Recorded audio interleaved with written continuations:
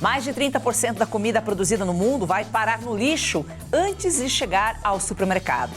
O prejuízo econômico global já passa da marca histórica de 540 bilhões de dólares só este ano. Como estancar esse desperdício bilionário e proteger a produção? No programa de hoje, conheça a pesquisa científica inovadora que promete revolucionar o transporte e o armazenamento dos alimentos. Assista agora A Força do Agro com Joyce Maffezoli.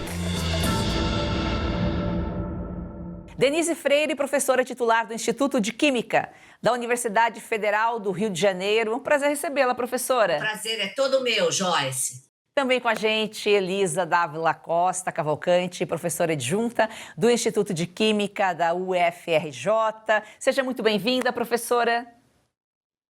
Obrigada, é um prazer, Joyce. As perdas de alimentos é também um dos desafios do agronegócio, é também porque o agro enfrenta também outros.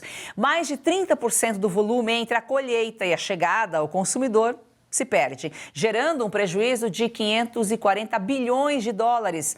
Só agora, em 2026, de acordo com a consultoria da Tagro. No caso de perecíveis como frutas, legumes e verduras, segundo a Embrapa, 30% das perdas ocorrem na etapa pós-colheita, por manuseio, transporte e armazenamento inadequados. A boa notícia é que uma pesquisa pode mudar esse cenário. O Laboratório de Biotecnologia Microbiana do Instituto de Química da Universidade Federal do Rio de Janeiro, em parceria com a Embrapa, desenvolveu um detergente capaz de prolongar a vida útil de frutas e verduras. Professora Denise, de que forma esse detergente ele funciona, ele age aí para preservar as frutas e legumes? É um biodetergente, ou seja, ele é obtido a partir de um ser vivo usando tecnologia verde, tá? Então, o que esse biodetergente faz? Né? Ele, como se ele desarrumasse a estrutura dos fungos e eles então começassem a não ter possibilidade de se desenvolver nas frutas, né? E como você falou, principalmente no pós-colheita, que é onde temos o maior problema, que é onde você, após a colheita da fruta até chegar ao consumidor, é nessa etapa que você não tem o armazenamento adequado e que provavelmente há o desenvolvimento desses fungos que estragam, digamos assim, e você tem a perda da fruta, o que é uma perda para o consumidor e é também um problema ambiental, porque você gera mais resíduos. Todo mundo perde. O Elisa, e os estudos tiveram início em 2009, quando a Petrobras identificou uma bactéria em poços de petróleo com potencial aí de mitigar o efeito de derramamento de petróleo, metais pesados em ambientes terrestres. Aí essa bactéria foi levada para o laboratório e a partir daí vocês começaram a estudá-la? Então, quando a gente identifica que um micro-organismo tem o potencial de produzir um produto de interesse, a gente tem um grande trabalho de fazer com que ele produza a maior quantidade possível num tempo menor e com custo também reduzido, para que seja economicamente viável de ser aplicado. Então, a gente vem ao longo desses anos trabalhando na otimização das condições de cultivo da produção do biodetergente pela bactéria. De pesquisa, anos de estudo, né? Haja paciência para esses pesquisadores não desistirem. Professora Denise, então, o que significa dizer aí? Eu acho que mais ou menos a gente já dá para ter uma ideia, mas eu gostaria que você explicasse o que significa dizer que uma bactéria ela possui 1001 utilidades. A bactéria ela possui também, mas no caso o bioproduto obtido por essa bactéria, como a Elisa falou, a gente otimizou o meio de cultivo, digamos assim, domesticou essa bactéria em laboratório para ela produzir o que a gente quer. E depois desse tempo todo, o que a gente desenvolveu também? Novas aplicações do bioproduto. Então, não é só a bactéria aumentar a produção deste bioproduto, mas sim descobertas de novas aplicações a partir do conhecimento científico desse bioproduto. Esse bioproduto ele pode ser usado em petróleo, quer dizer, ele já foi provado efetivo em biorremediação de águas e solo contaminado com petróleo, em remediação de metais pesados em solos contaminados, Na área de cosmético, a gente está entrando nisso agora. Ele já se provou um excelente emulsificante, um excelente tensoativo de formulações mais sustentáveis de cosméticos. Ele tem efeito bactericida, ele tem efeito fungicida, então a gente pode usar aí em diversas áreas. A gente já está usando, inclusive, na agricultura, ele como um larvicida. Então você imagina a possibilidade, assim, quase tudo que um detergente, um tensoativo químico faz, ele faz com muito mais eficiência e de forma muito mais sustentável. Então o nosso biodetergente é o máximo. Desculpa a empolgação, mas é porque eu sou uma pessoa empolgada com o que eu faço. Não, e tem que ser empolgada mesmo, isso, né, que dá gosto aí de fazer. Bom, Elisa, pelo que a Denise nos contou aqui, acabou de falar, né, diante de tantas utilidades, não há dúvida sobre a eficácia do biodetergente. Agora, eu acredito que a questão seja produção em grande escala, que também é sempre um desafio, né? Sim, Joyce. A gente já provou, né, em escala de laboratório, nas frutas, que funciona muito bem. O que a gente tem agora como novo desafio é se aproximar mais da escala industrial, né? Então, como que a gente vai aplicar? É uma forma diferente de revestir as frutas do que a gente faz em laboratório. Usar diferentes laranjas de diferentes produtores que vêm, né, com contaminações distintas da que a gente já trabalhou. Então, esse é um ajuste que a gente ainda tem que fazer, mas que a gente já está encaminhando para isso com bons resultados também.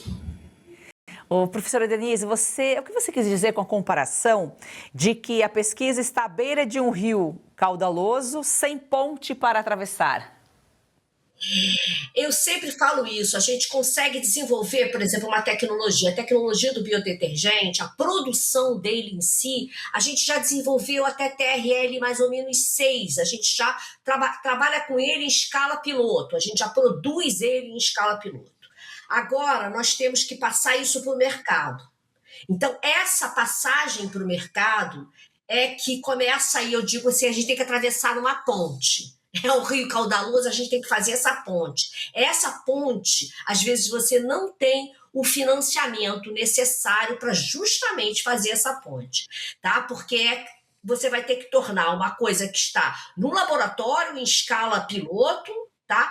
Numa coisa que é industrial. E aí, para aí você precisa de muito financiamento e muitos testes. A professora Elisa acabou de falar. Nós precisamos, por exemplo, para esses testes de uma formulação adequada, né? E uma formulação que seja escalonável, para que a gente possa aplicar isso em grandes quantidades, não só para as laranjas, mas para outras frutas. Produtores de mamão já nos procuraram, produtores de morango. Então, a gente tem muita gente nos procura, mas a tecnologia a gente só consegue até um limite. A partir daí, a gente precisa realmente passar para um outro estágio. E aí você precisa realmente de um investimento um pouco mais maciço para que esse estágio, essa ponte, possa ser construída e atravessada sem você ter que se afogar no rio, que muita gente se afoga nesse rio, né? Exatamente, porque sem recursos não adianta aí a pesquisa mais maravilhosa que seja, para você colocar na indústria, colocar em prática, aí precisa de recursos e muitos recursos, né, professora? Quais os benefícios ambientais, Elisa, que podem ser obtidos com o uso de tecnologias limpas e biodegradáveis? A gente já sabe que a partir desse estudo, dessa pesquisa, você está usando uma bactéria da natureza, em prol da própria natureza, já não há malefícios. Mas além de não haver malefícios, há benefícios para o meio ambiente, provavelmente. Sim, a gente compara, né, um produto químico com um produto de origem biológica, que é biodegradável. Quando a gente usa os químicos, eles justamente não são biodegradáveis e permanecem por muito tempo, né, onde foram aplicados. Então, no solo, são lixiviados para o rio e acabam tendo impactos onde a gente, às vezes, nem imagina, né? Eles ficam ali muito tempo atuando em cima de micro-organismos e seres vivos que mantêm aquele ambiente estável, né? Equilibrado. No caso de tecnologias limpas e produtos biodegradáveis, eles rapidamente são degradados e eliminados do ambiente, então a gente tem um impacto muito menor. né? Dessa forma, a gente preserva, né, o equilíbrio natural dos ecossistemas e aí é benefício para todo mundo, né?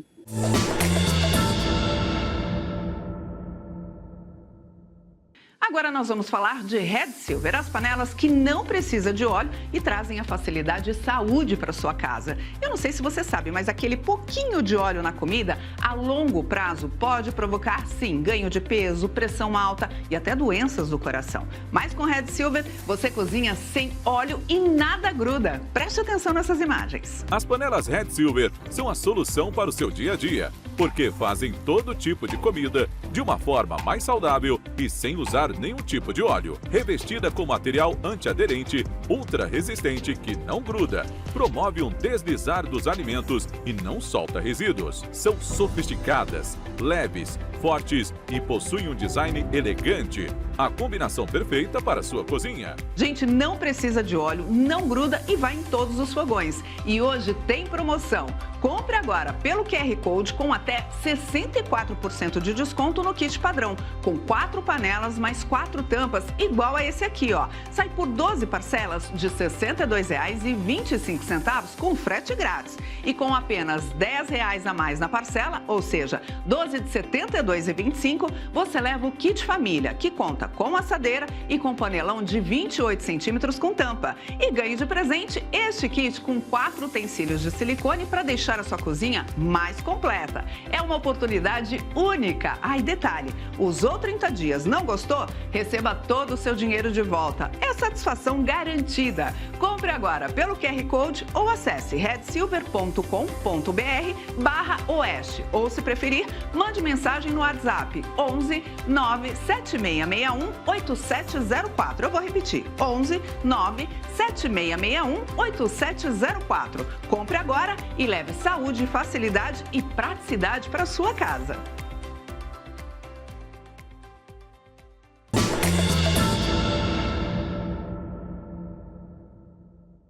A gente que está aqui acompanhando essa conversa, tentando imaginar, nós estamos falando de tecnologia limpa, nós estamos falando de natureza, em prol da própria natureza. O petróleo ele é tido como um combustível fóssil e essa bactéria foi encontrada justamente num poço de petróleo e ela torna-se uma tecnologia limpa. Eu gostaria que você falasse um pouco sobre isso. Além do produto ser biodegradável, toda a cadeia produtiva dele, desde o meio de cultivo, a produção dele pela bactéria, usam tecnologias sustentáveis, tecnologias verdes e sustentáveis, diferente, muitas vezes, em geral, diferente das tecnologias dos produtos químicos, que usam matéria-prima não sustentável e todo o processo da cadeia anterior à produção não é sustentável. Nesse caso, o nosso é totalmente biotecnológico, ou seja, totalmente sustentável. Já respondeu, a sua complementação respondeu o que eu ia perguntar. Elisa, importância aí, né, de transformar o conhecimento científico em soluções. Agora aqui estamos falando de problemas rurais, mas tem também outras utilidades. E é importante a gente trazer esse conhecimento da universidade para aqui, né, divulgar para a população, porque às vezes as pessoas não entendem o que um pesquisador faz na universidade. Ele pesquisa, mas ele pesquisa justamente para chegar a uma conclusão, chegar a um resultado, como uma descoberta desse produto aí, que vai ser tão benéfico quando a gente estiver em grande... Já é benéfico, mas será ainda mais quando a gente estiver em grande escala. Joyce, eu acho que a resposta é, como você disse, conhecimento, né? A gente tem conhecimentos na universidade, diferente de conhecimentos do mercado, né? Então, a gente fazer essa junção de trabalhar a academia, né, junto com o mercado, a gente soma forças para chegar em soluções que o mercado precisa, né, muito mais rápido. Então, o nosso objetivo é exatamente esse. A gente vem estudando como é que funciona, como é que desenvolve, otimiza, e em conversa com o mercado, né, desenvolver soluções, e aí com isso a gente tem, né, tecnologia nacional, a gente tem muito menos problemas, por exemplo, né, se a gente reduz a perda de frutas pós-colheitas, o quanto que o produtor ganha e o consumidor também, né, que vai ter uma disponibilidade maior de produtos. Professora Denise, aqui a gente vê uma relação, então, entre sustentabilidade, química verde e economia circular. Com certeza. O que a gente vê aqui é um exemplo típico desse bioproduto, tem outros. O que você vê? Você vê toda a cadeia de produção que vem oriunda de matérias-primas renováveis. Então, no caso, por exemplo, essa bactéria tem como alimento, né, é um produto que vem, a glicerina, que vem a partir da produção do biodiesel.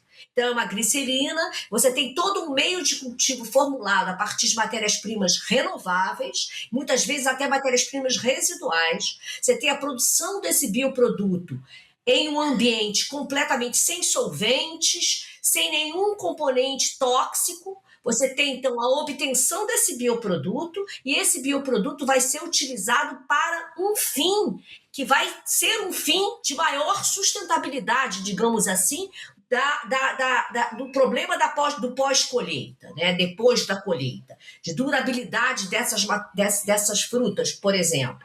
E aí, como eu já falei, você aumentando esse tempo de durabilidade, você gera menos resíduos e você tem saúde do consumidor também, com um importante upgrade, digamos assim, dessa tecnologia, porque você está aplicando um produto que é biodegradável e que não é tóxico.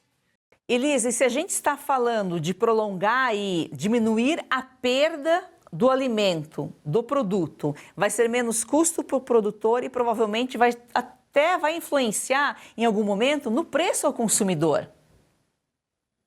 Exatamente, é isso que a gente espera, que no produtor ele vai conseguir que o produto, né, a fruta colhida, chegue em maior quantidade para o consumidor e com isso o preço unitário vai poder ser reduzido e aí vai ser ganho para os dois, né? Denise, a gente falou muito aqui do apoio financeiro, que é fundamental. Sem apoio financeiro, a pesquisa não vai ficar na gaveta, vai ficar na prateleira. Quantas pesquisas, né, existem na academia aí, não conseguem chegar na indústria? Como que estão esses avanços? Vocês já estão com financiamento, estão aguardando, estão abertos para novas parcerias aí? Já tem alguma indústria interessada em colocar em prática? Então, Joyce, a gente tem... Olha, para você ter uma ideia, esse projeto ele começou em 2009, é muito tempo. Quer dizer, eu tinha uma bactéria e a Petrobras me pediu, faça um meio otimizado para esta bactéria para a gente trabalhar com biorremediação de petróleo. Então, são muitos anos de estudo, são muitas teses de mestrado, de doutorado, de iniciação científica, é muito investimento que não é só de uma empresa, são de empresas, fontes governamentais e etc. Então, quando a gente chega numa pesquisa, num estágio que você olha, está funcionando, foram anos e anos de muita pesquisa, muito trabalho, muita ciência, muita dedicação desses pesquisadores da universidade, dos institutos de pesquisa, para que a tecnologia saísse da ideia e chegasse à solução, tá? Ou seja, à aplicação. Tá? Então, baseado nisso, vamos ter ideia, 2009 para agora, você tem ideia de quantos não se foi investido, não só de recursos financeiros, tá? Mas sim de recursos, pensamento, atividade cerebral dos nossos alunos, da gente como pesquisador e professor. Então, é muito investimento, é um investimento de uma vida para você chegar a uma tecnologia.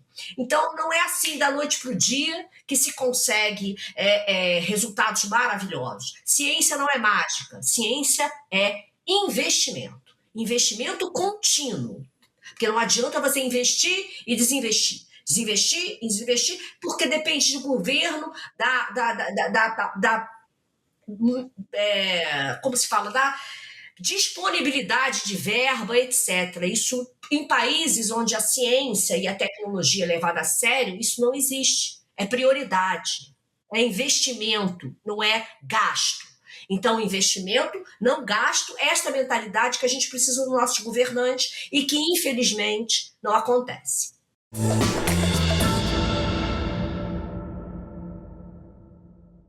Para você que quer valorizar o seu capital, Somos o Gen Capital da empresa Gemas Brilhantes e atuamos com ativos físicos. Nossa empresa é para você que tem dinheiro parado nos bancos, investe em ações ou em outros mercados que oscilam diariamente. Agora, você pode atuar com segurança no mercado de pedras preciosas e joias. Conosco, você vai aumentar seus lucros em diamantes certificados de alto valor e joias em ouro, com retornos fixos mensais acima da média. Entre em contato agora com a nossa central de atendimento pelo WhatsApp 0800 000 4998 ou escaneie o QR Code na tela e seja direcionado imediatamente.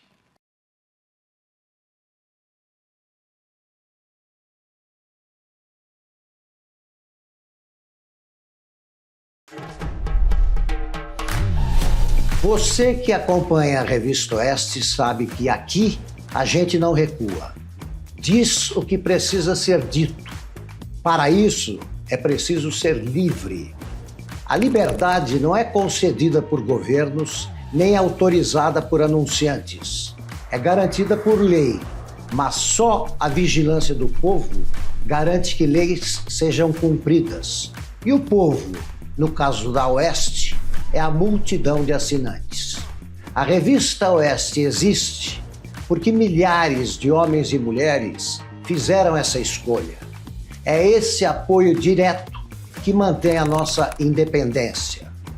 Se você acredita na importância do jornalismo independente, venha fazer parte dessa história.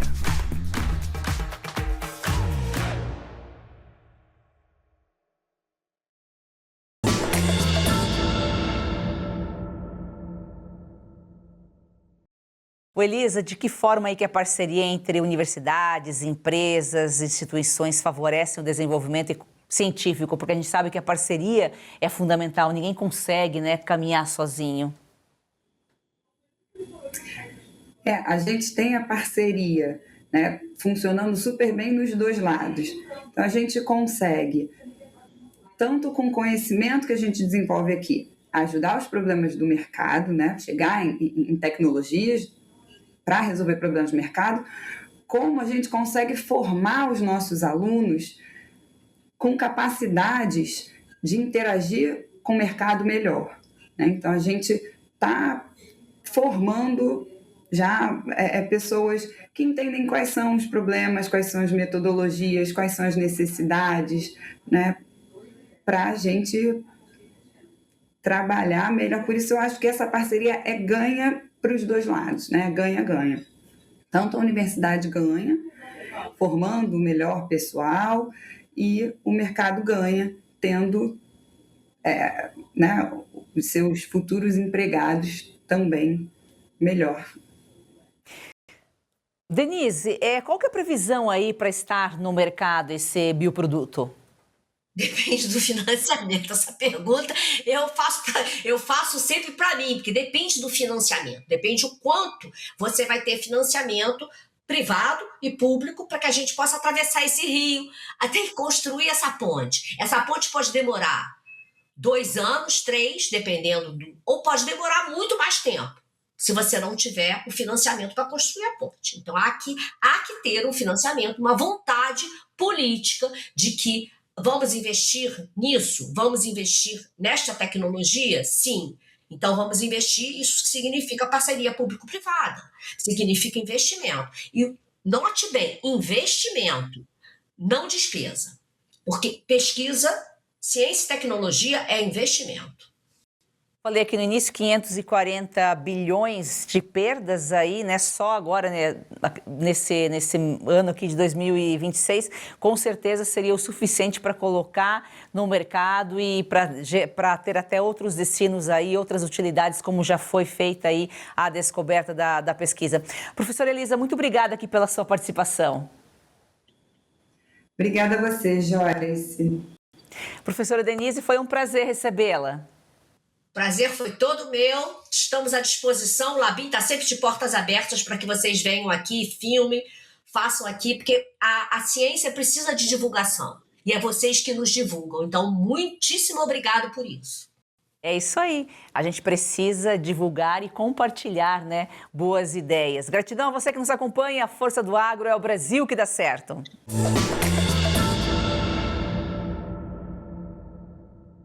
O pâncreas é uma das glândulas mais vitais e, ao mesmo tempo, misteriosas do nosso corpo. Funcionando como uma usina dupla, ela controla o açúcar e produz líquidos, além de responder às emoções mais profundas e se conectar com a energia vital. Doutora, quais são as funções do pâncreas e a importância dele para o organismo? O pâncreas é muito importante, né? Ele tem dupla função. Ele trabalha tanto na parte metabólica, através dos hormônios, o glucagon e a insulina, onde controla a glicose, como também na parte digestiva, liberando as enzimas pancreáticas, né? Que seria a lipase, a amilase, e facilitando a nossa digestão. O pâncreas, se ele não estiver bem, provavelmente nós vamos ter diabetes, vai provocar a glicose alta, o que provoca diabetes? Sim, tem toda a relação o pâncreas com a diabetes. O Walderson, além da relação, né, do pâncreas aí com a diabetes, ele reflete a nossa capacidade de processar e aceitar as mudanças da vida, né? Com certeza, Joyce. Aí a gente tem que lembrar de uma coisa, da origem dessa palavra, pâncreas, é uma palavra grega. Pan significa tudo, todos. E creas é carne. Então, olha só, toda a carne é uma glândula que, de uma certa maneira, controla todo o nosso corpo.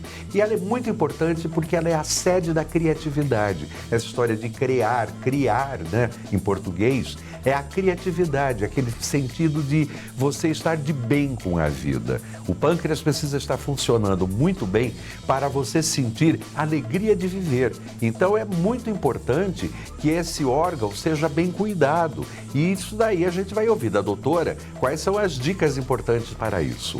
É isso aí, você já falava aqui, né, Paloma, da relação do pâncreas, a produção de insulina e o desenvolvimento de diabetes. Então, se o pâncreas não está bem, nós vamos desenvolver essas doenças. O que acontece? O pâncreas, ele libera a insulina e o glucagon, que controlam a glicose do sangue. Quando o sistema imune, por exemplo, sabota a célula e você não fabrica suficiente a insulina, ou fabrica pouco, o indivíduo pode desenvolver uma diabetes tipo 1. Quando a pessoa tem resistência à insulina, o pâncreas vai tentar, de certa forma, como que eu vou dizer, suprir até um ponto que ele não consegue mais e a pessoa desenvolve a diabetes tipo 2. Por isso que tem pessoas com diabetes que acabam fazendo aplicação de insulina, né? Sim, isso geralmente acontece quando a pessoa não tem a fabricação suficiente, né? Aí acaba acontecendo da pessoa precisar fazer a aplicação da insulina. Tudo que a gente acaba repondo é algo, né, que a gente já tem, que a gente já produz, o corpo produz, mas quando para de produzir a gente tem que suplementar. O Val, ele é conhecido como o órgão doce da vida. Acho que isso é por essa relação com isso? Exatamente, porque como ele produz insulina e a insulina está diretamente ligada ao processamento dos açúcares, então é aquilo, é ele que permite a gente ver o lado doce da vida. Tanto é que quando o indivíduo tem diabetes, ele acaba tendo uma dificuldade muito grande em consumir o lado doce, os alimentos doces, os carboidratos que vão depois se transformar em açúcar. Então, a gente tem que tratar muito bem dele. O duro é que a gente não sabe muito bem, a gente não tem nem certeza de como é que isso daí funciona. Por isso que é fundamental você ficar muito atento para a sua alimentação e principalmente ao processo digestivo, porque ele está diretamente ligado a isso daí, da maneira como você digere os alimentos. E eu sempre digo, alimento não é só aquilo que a gente coloca pela boca. A gente se alimenta por todos os nossos sentidos, os 5 que a gente conhece pelo menos. Então, é esse processamento do que você vê, do que você escuta, do aroma que você sente, tudo isso faz parte do metabolismo da alimentação. Às vezes o que a gente ouve é mais difícil para digerir do que o que entra pela boca. Com certeza, Joyce. Por isso que a gente fica aí guardado de muita coisa. Eu lembro sempre de um mestre que dizia para mim assim, muito cuidado com as mágoas, porque mágoa é má água, água ruim, que você engole e deixa dentro de você e aquilo vai te trazer problemas.